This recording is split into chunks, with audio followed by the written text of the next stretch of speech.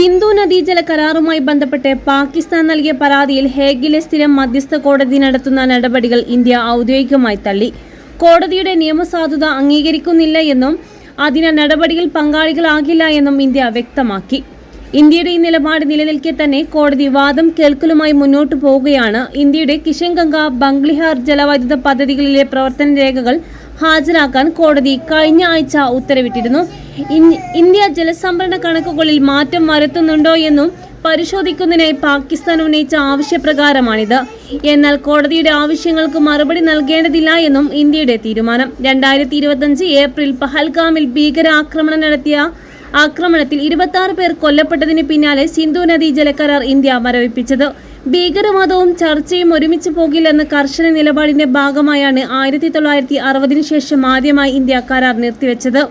കരാറിലെ വ്യവസ്ഥകൾ പ്രകാരം സാങ്കേതിക തർക്കങ്ങൾ പരിഹരിക്കേണ്ടത് ന്യൂട്രൽ എക്സ്പേർട്ടാണ്. ഇത് നിലനിൽക്കെ കോടതി സമാന്തരമായി കേസ് കേൾക്കുന്നത് നിയമവിരുദ്ധമാണ്. അന്താരാഷ്ട്ര തലത്തിൽ ഇന്ത്യയെ പ്രതിരോധത്തിലാക്കാൻ പാകിസ്ഥാൻ നടത്തുന്ന തന്ത്രമാണിത്. പാകിസ്ഥാൻ ഭീകരവാദം നിർത്താതെ കരാറിലെ വ്യവസ്ഥകൾ പാലിക്കാൻ ഇന്ത്യ ബാധ്യസ്ഥരല്ല തുടങ്ങിയവയാണ് ഇന്ത്യയുടെ പ്രധാന വാദങ്ങൾ.